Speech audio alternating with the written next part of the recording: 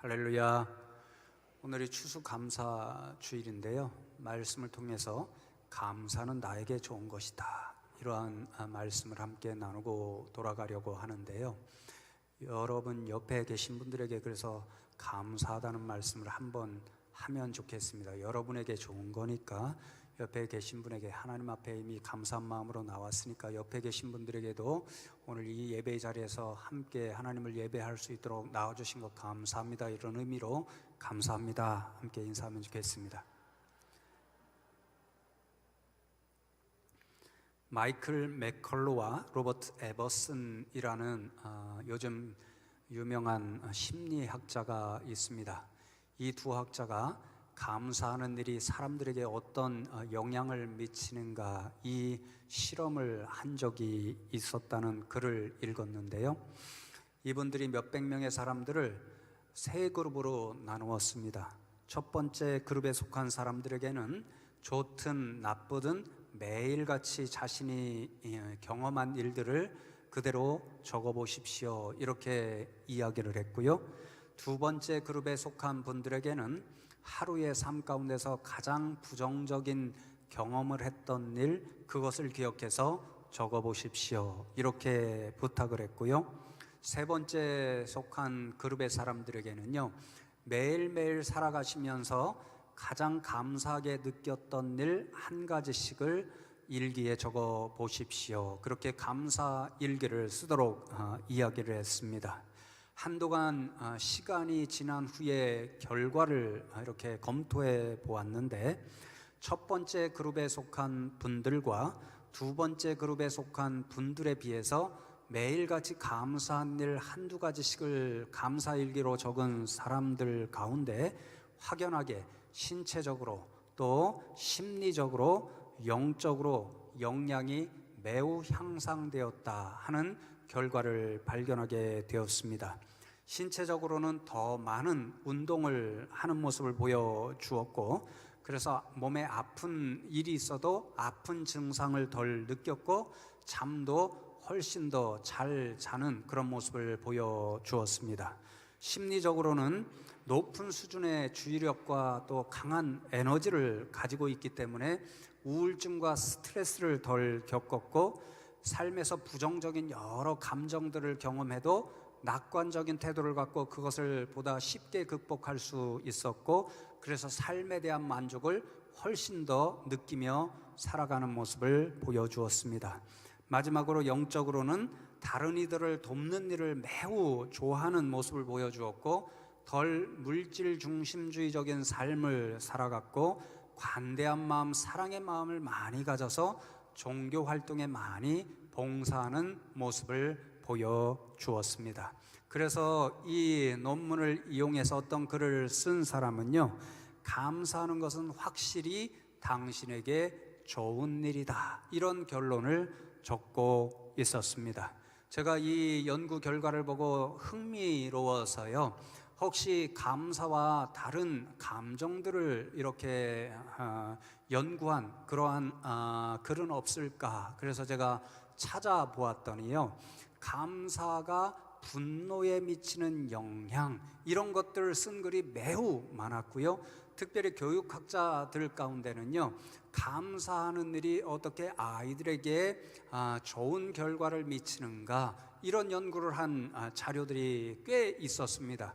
그래서 그 자료 가운데 제가 몇 가지 자료를 빨리빨리 읽어보고 검토해 보았는데요, 공통적인 연구 결과는요, 감사일기를 매일 쓰거나 혹은 감사하는 프로그램을 만들어서 매일같이 감사를 실천하게 한 아이들과 사람들 가운데서 분노 표출하는 그러한 정도가 매우 낮아졌다 하는 공통의 결과를 얻을 수가 있었습니다.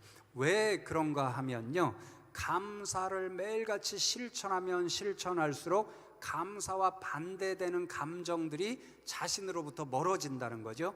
감사와 그것에 반대되는 감정들, 분노랄지 또는 원망이라든지 불평이라든지 이런 감정들이 있잖아요.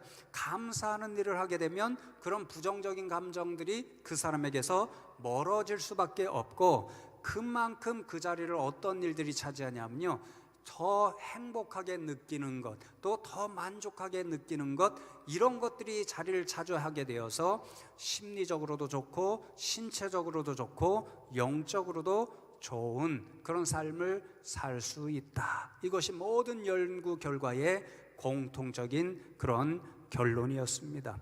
여러분, 이러한 논문들을 보면서 제가요, 저와 여러분이 하나님을 믿는 사람들이 되었다는 것이 얼마나 좋은 일인지 그 사실을 다시 한번 깨달아 알게 되었습니다. 왜냐하면 오늘 말씀도 그렇고요, 성경 말씀 곳곳에 보면 저와 여러분으로 하여금 감사하는 삶을 사십시오, 매일같이 감사한 일을 기억하면서 사십시오, 이렇게 하나님의 말씀을 통해 권면해 주시고 계시기 때문입니다. 그 말씀에만 순종하면 우리 가운데 어떤 일이 일어나냐면요, 우리를 부정적으로 만드는 분노하는 일, 또 원망하는 일, 불평하는 일이 그만큼 사라지게 되고 그 안에 행복이 더 커지게 되어서 신체적으로도 그렇고 마음적으로도 그렇고 영적으로도 그렇고 더 풍성한 삶, 더 행복한 삶을 살 수가 있기 때문입니다.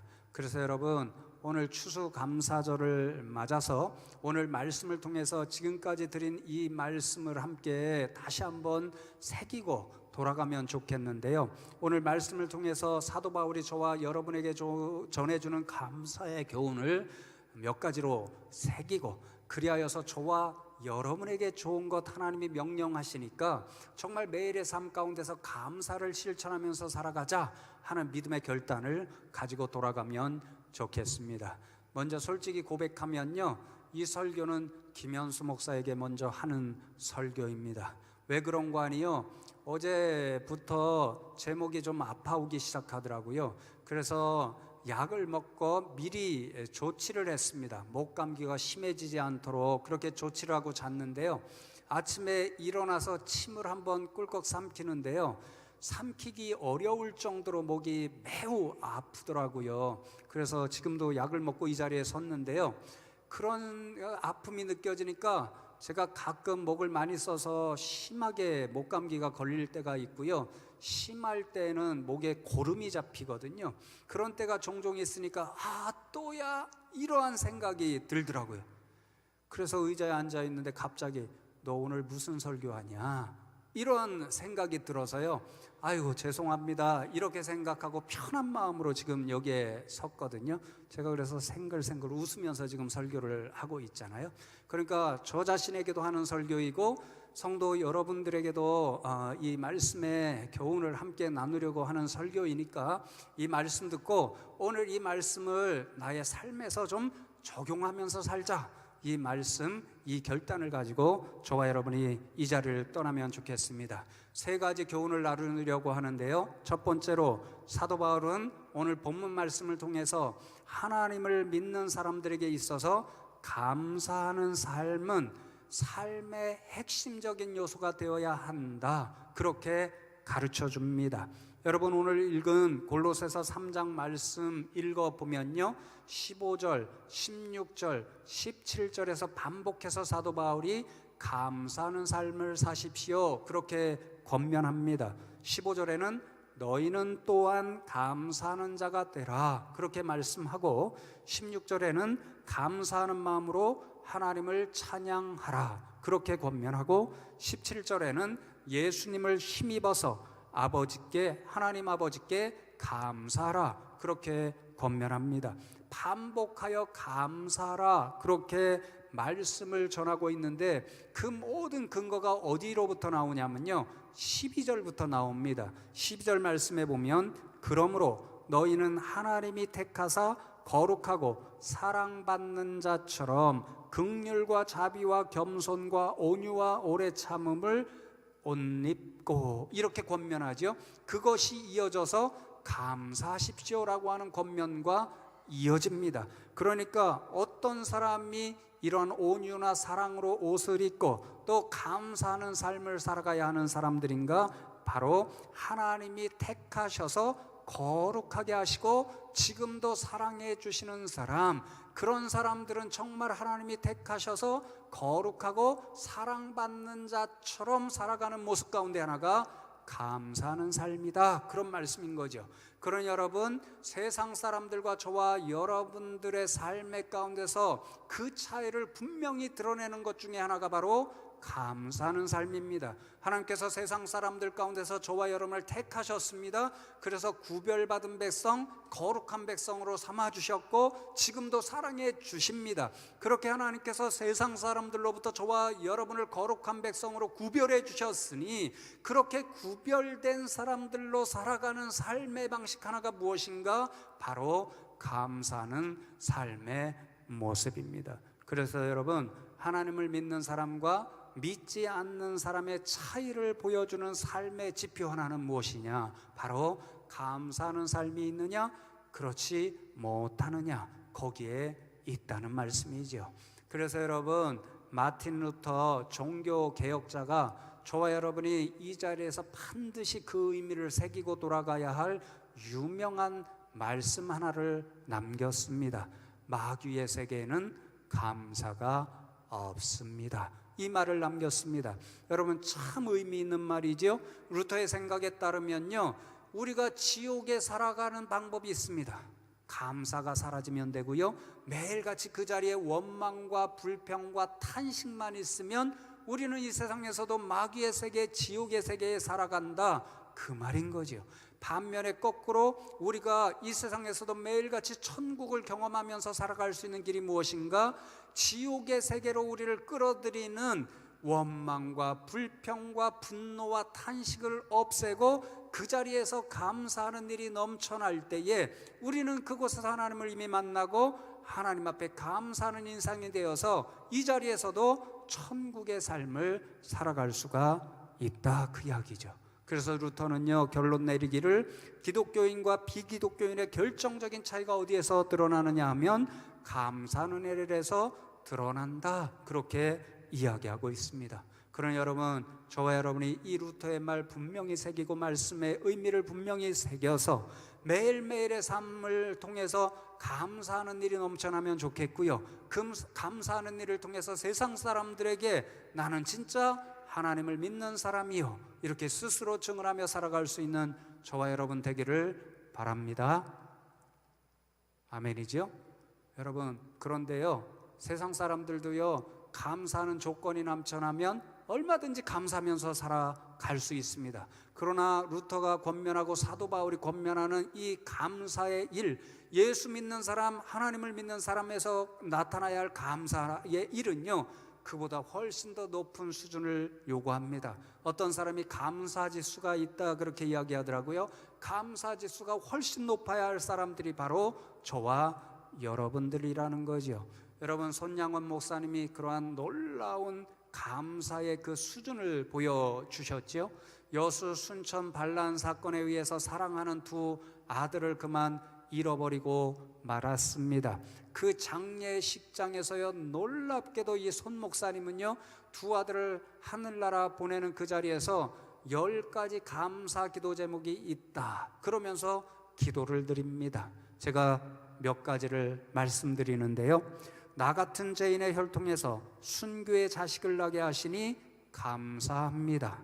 하나들의 순교도 귀하거늘 하물며 두 아들이 함께 순교했으니 감사합니다. 예수 믿고서 그냥 죽어도 복인데 전도하다 순교했으니 감사합니다.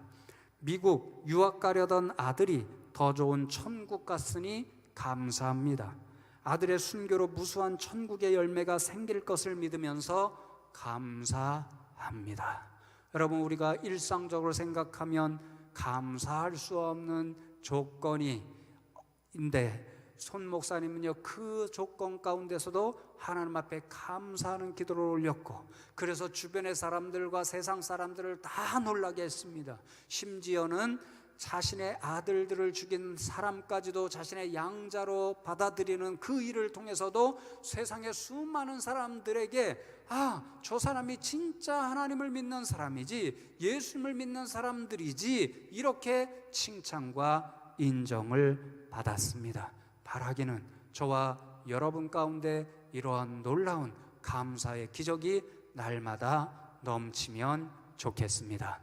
여러분, 두 번째로 사도 바울은 말씀을 통해서 우리가 세상 사람 그 누구도 받을 수 없는 가장 크고 놀라운 복을 이미 받았고 이미 누리면서 산다는 사실을 기억하면 감사할 수 있다, 이렇게 교훈합니다. 17절 말씀을 보시면 또 무엇을 하든지 말에나 일에나 다 주 예수의 이름으로 하고 그를 힘입어 하나님 아버지께 감사하라, 그렇게 권면합니다.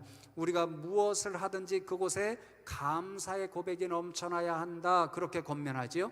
그런데 사도 바울은요, 인간의 본성으로는 그것이 쉽지 않다는 것을 너무도 잘 알고 있습니다. 그래서 연약한 인생들이 어떻게 하면 좀 더 감사하는 삶을 살 수 있는지 그 지혜를 우리들에게 가르쳐 줍니다. 그것은 예수님의 힘을 힘입어서 감사하는 삶을 사십시오. 우리같이 연약한 인생들은요, 스스로 감사하면서 살아가기가 너무도 힘드니까 예수님의 힘을 힘입어서, 예수님의 도움을 힘입어서 감사하는 삶을 사십시오, 그렇게 권면합니다. 여러분, 예수님의 힘을, 도움을 힘입다, 이 말씀의 의미를 제가 좀 더 찾아보니까요, 예수님께서 부어주시는 힘을 말하기는 한데 그 힘이 무엇이냐면 그리스도의 구속 사실에 대한 성도의 인식을 말한다, 이렇게 한 주석서가 설명하고 있더라고요. 무슨 말씀이냐면요, 골로새서 2장 후반부부터 3장 전반절까지 보면요, 사도 바울이 우리는 새로운 사람이다, 천국을 꿈꾸는 사람들이다, 이렇게 이야기를 합니다. 왜 그런 거 아니냐? 세상 사람들 가운데서 좀 전에 말씀드렸듯이 하나님께서 선택해 주셨고 예수 그리스도의 저 십자가 보혈로 인하여서 죽을 수밖에 없는 저와 여러분을 다시 살려주신 놀라운 복, 엄청난 복을 누리기 때문이다, 이렇게 이야기를 합니다. 그래서 3장 1절에 보면요, 그러므로 너희가 그리스도와 함께 다시 살리심을 받았으면 위의 것을 찾으라, 거기는 그리스도께서 하나님 우편에 앉아 계시느니라, 그렇게 말씀합니다. 예수님으로부터 우리가 어떤 힘을 공급받았는가? 세상의 사람들은 다 죄로 인해 죽을 수밖에 없습니다. 구원의 은총을 누리지 못하며 살아갑니다. 그런데 예수님께서 저 십자가에 달려 돌아가셨다가 부활하심으로 죄로 인해서 죽었던 저와 여러분 과거의 모습은 다 죽게 하시고 새로운 모습, 예수님과 더불어 죄로부터 단절되고 죽음의 세계로부터 벗어난 새로운 생명을 가진 사람들로 부활시켜 주셨다, 그 말씀이죠. 그러니 저와 여러분은 이 세상에 살아가면서 이미 예수님께서 허락하신 영생의 복락을 받았고 지금도 이미 그 복락을 누리고 있으니 세상에서 가장 값진 복을 누리고 사는 그 일을 기억하면 우리는 감사할 수 있다, 이 말씀인 거죠. 여러분, 그렇지요? 세상에서 가장 귀한 것이 살아가는 일, 생명의 일이죠. 더더욱 영생의 일이 가장 값진 일이죠. 여러분, 누가복음 12장에 보면 어리석은 부자 비유의 말씀이 기록되어 있습니다. 부자가 하나에는 엄청난 소출을 거뒀습니다. 그래서 창고를 더 많이 짓고요, 창고마다 가득가득 그 소출을 쌓아두었습니다. 보니까 너무너무 흐뭇합니다. 그래서 혼자 말하지요, 야, 저 풍성한 소출을 거뒀으니 내가 잘 먹고 잘 살자, 이렇게 이야기합니다. 하나님께서 그 모습을 보시고 뭐라고 말씀합니까? 어리석은 자여, 내가 오늘 밤에 내 생명을 거두어 가면 저 많은 소출이 내게 무슨 소용이 있겠느냐, 그렇게 말씀합니다. 무엇을 말하는 것입니까? 이 세상에서 가장 귀한 것은 생명이라는 거지요. 아무리 귀하고 값진 것을 다 가졌을지라도 생명이 없어지면 아무 소용이 없다, 그 말씀인 거죠. 그러니 여러분, 살아가는 일, 생명을 가지는 일이 가장 복된 일이니 저와 여러분이 영원히 살아가는 이 복락, 영생의 복락을 누리는 것이 이 세상에서 가장 값지고 복된 일인 줄로 믿습니다. 여러분, 더 귀한 일이 있습니다. 이 세상 살아가면서 우리는 건강을 잃을 수도 있습니다. 재물을 잃을 수도 있습니다. 때때로는 우리가 가장 사랑하는 사람을 먼저 하늘나라에 보낼 수도 있습니다. 그러나 그러함에도 불구하고 우리가 누리는 한 가지는 결단코 변하지 않습니다. 이 세상에 있는 어떤 권세자도, 심지어는 사단일지라도 우리가 누리는 그것을 빼앗아갈 수가 없습니다. 그것은 바로 하나님의 사랑이고 하나님께서 예수 그리스도를 통해서 주신 영생의 비밀입니다. 그래서 여러분 로마서 8장 38절과 39절 말씀에 보시면 내가 확신하노니 사망이나 생명이나 천사들이나 권세자들이나 현재일이나 장래일이나 능력이나 높음이나 깊음이나 다른 어떤 피조물이라도 우리를 우리 주 예수 안에 있는 하나님의 사랑에서 끊을 수 없으리라. 그렇게 말씀합니다. 세상의 어떤 권세도 사단도 죽음도 우리를 예수 그리스도 안에 있는 하나님의 사랑에서 끊을 수 없고 그분 안에서 누리는 영생의 복락을 우리에게서 결코 빼앗아갈 수 없습니다. 그러니 여러분, 우리에게서 가진 것이 다 사라질지라도 세상에 믿지 않는 사람들이 누리지 못하는 가장 놀라운 복, 영생의 복, 구원의 복, 부활의 복은 우리에게서 결코 사라지지 않습니다. 그러니 여러분, 우리가 가지지 못한 것을 바라봄으로써 우리에게서 원망도 나오고 불평도 나오고 탄식도 나오는 이런 것들이 아니라 믿음의 눈을 열어서 지금 우리가 가지고 있는 것이 무엇인지를 바라볼 수 있는 저와 여러분 되면 좋겠습니다. 찬송가 489장에 찬송 가사가 있지요. 제가 멋있게 불러드리면 좋겠는데 제목도 아프고 재능도 없어서 가사가 어떻게 되죠? 받은 복을 세어 보아라, 주의 크신 복을 내가 알리라. 그렇게 말씀합니다. 저와 여러분이 가진 복, 이미 받아서 누리는 복 중에 가장 크고 놀라운 복은 주께서 주신 부활의 복이요, 구원의 복이요, 영생의 복인 줄로 믿습니다. 세상의 것 다 사라져도 그것은 남는다는 그 사실을 바라보시고 가장 큰 복을 누리는 저와 여러분, 하나님 앞에 감사하며 살아갈 수 있는 믿음의 백성들이 되면 좋겠습니다. 여러분, 세 번째로 사도 바울은 말씀을 통해서 감사의 생활을 습관화하십시오. 그렇게 교훈합니다. 15절 후반절 말씀을 다시 보시면 너희는 또한 감사하는 자가 되라. 그렇게 권면합니다. 중요한 단어가 되라 하는 여기에 있는데요, 말씀의 의미를 찾아보니까 어떠한 상태의 삶을 살도록 자신을 내어 맡기라, 이런 의미를 가지고 있습니다. 그러니까 감사하는 자가 되라, 이 말씀은요, 당신은 감사하는 상태의 삶을 살도록 당신 스스로를 내어 맡기십시오, 이런 의미가 되는 거죠. 그런 상태에 늘 맡겨 놓으니까 우리 삶 가운데 감사하는 습관이 나타날 수밖에 없는 거죠. 그러니 이 말씀의 의미는요, 매일매일 감사하는 습관을 가지십시오, 이런 의미가 되는 거지요. 여러분, 고래로부터 유명한 철학자들도 그랬고요, 또 유명한 신학자들도 그랬고요, 우리가 습관을 붙일 수 있는 가장 좋은 방법은 뭐냐면요, 반복하여 훈련시키는 일입니다. 여러분, 운동, 스포츠 종목이 그런 것을 잘 보여주는데요, 우리 교회 가운데 제가 정년보다 뛰어난 사람들이 되어서, 그래서 우리 교회에 많은 친구들이 좀 응원부대도 만들고 응원부대가 찾아왔으면 좋겠다, 이렇게 생각하는 친구가 있습니다. 테니스를 아주 잘하는 친구입니다. 근데 제가 미국에서 잠시 테니스를 배워보려고 했었거든요.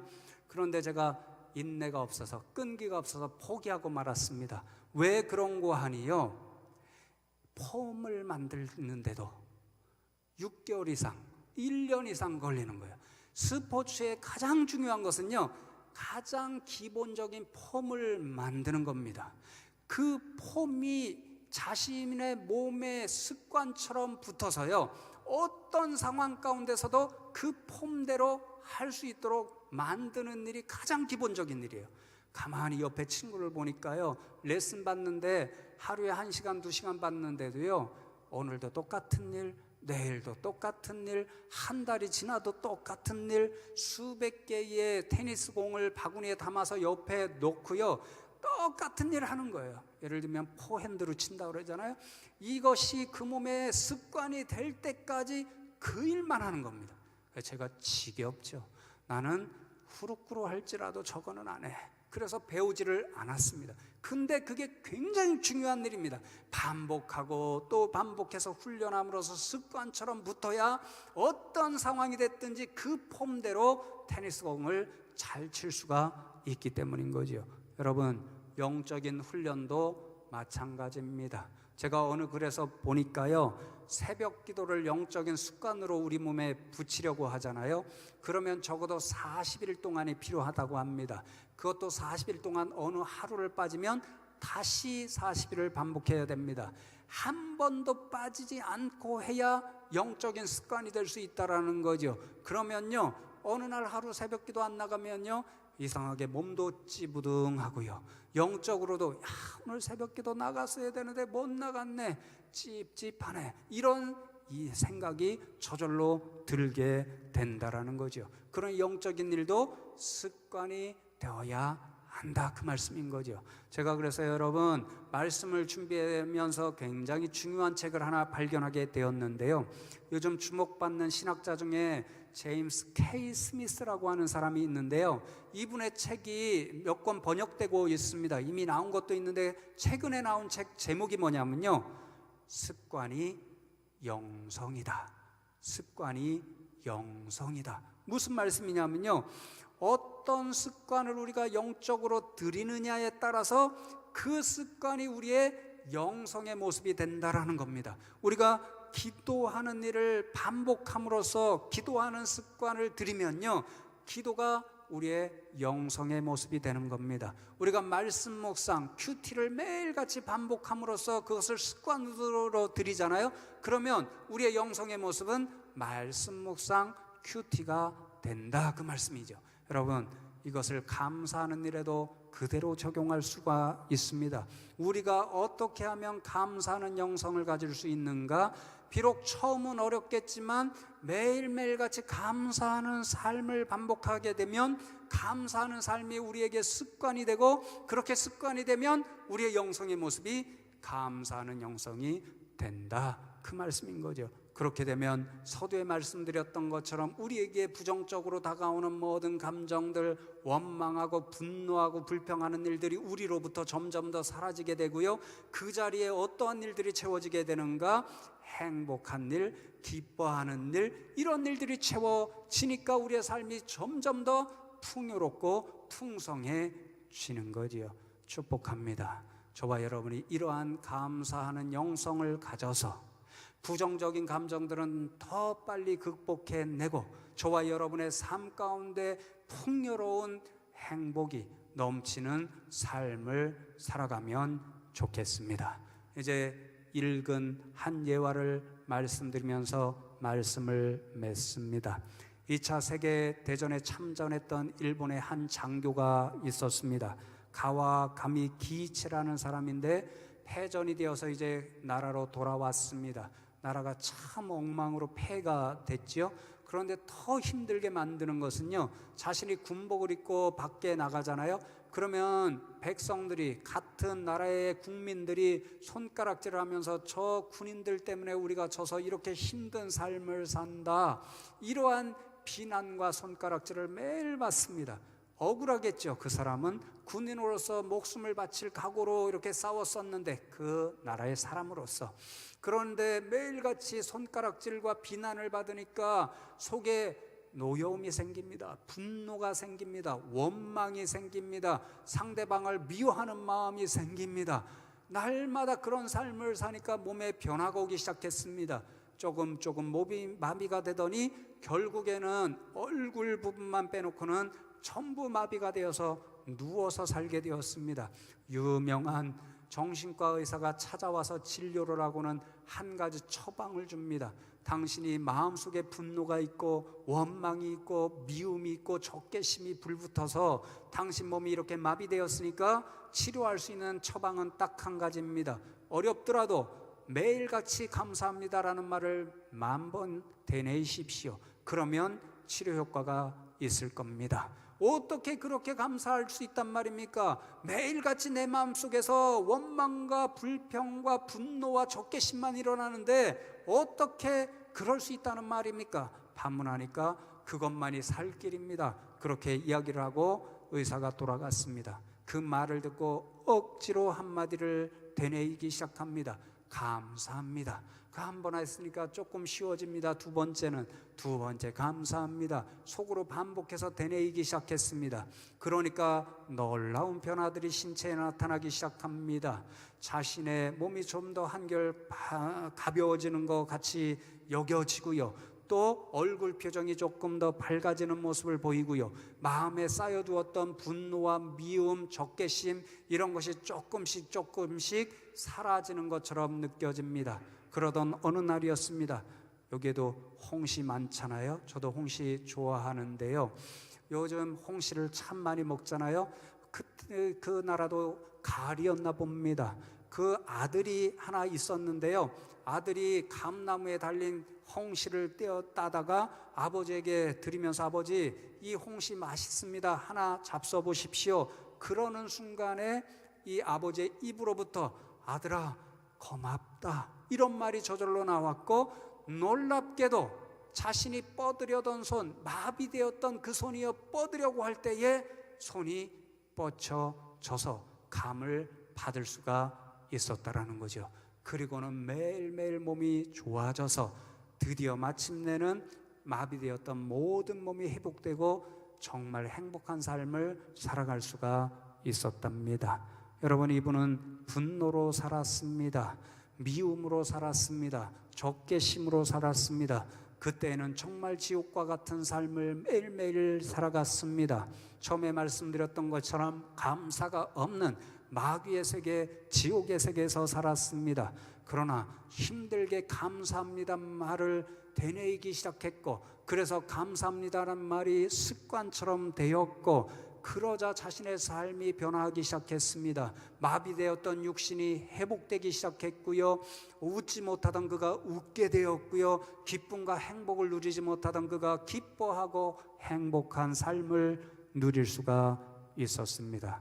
여러분, 그러니 하나님께서 감사하라, 그렇게 살아라 하는 그 말씀은요, 하나님조차고 저와 여러분에게 주시는 교훈이 아닙니다. 누구에게 좋은 것인가요?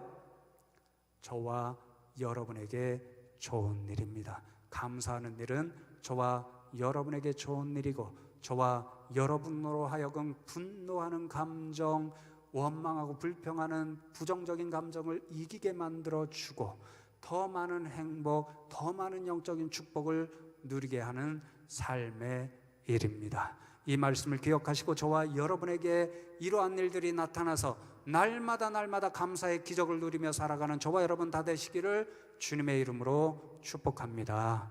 오늘 말씀 기억하면서 잠시 믿음을 결단하며 하나님 앞에 기도하면 좋겠습니다.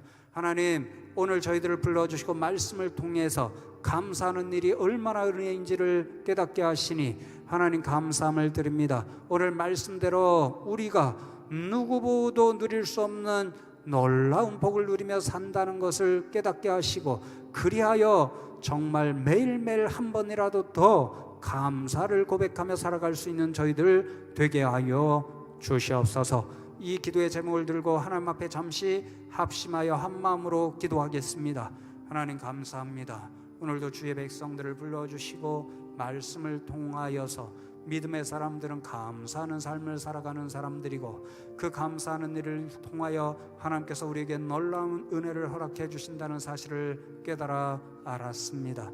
하나님 아버지, 간절히 축복하며 기도하옵나니 이 숭실교회에 속한 모든 하나님의 백성들이 정말 말씀을 기억하여서 우리에게 결코 그 누구도 빼앗아 갈 수 없는 엄청난 복, 세상 사람들 그 누구도 누릴 수 없는 부활과 영생과 구원의 복을 우리가 누리고 있다는 사실을 알아서 날마다 한 번이라도 더 감사하는 인생으로 살아가게 하여 주시옵소서. 그리하여 더 행복하고 더 풍성한 그러한 영적인 삶을 누려갈 수 있는 저희 모두가 되게 하여 주시옵소서. 하나님 감사합니다. 오늘 말씀대로 비록 저희들 연약하지만 하나님께서 우리에게 베풀어 주신 놀라운 복이 이미 있고 이미 그대로 살아가고 있음을 저희들이 깨달아 알아서 날마다 한 번이라도 더 감사하는 인생으로 살아가게 하여 주시옵소서. 그리하여 우리의 영혼이 날마다 더 살찌며 더 풍요롭고 더 행복한 삶을 살아가는 복된 인생들 다 되게 하여 주시옵소서. 감사하고 예수 그리스도의 이름으로 기도하옵나이다. 아멘.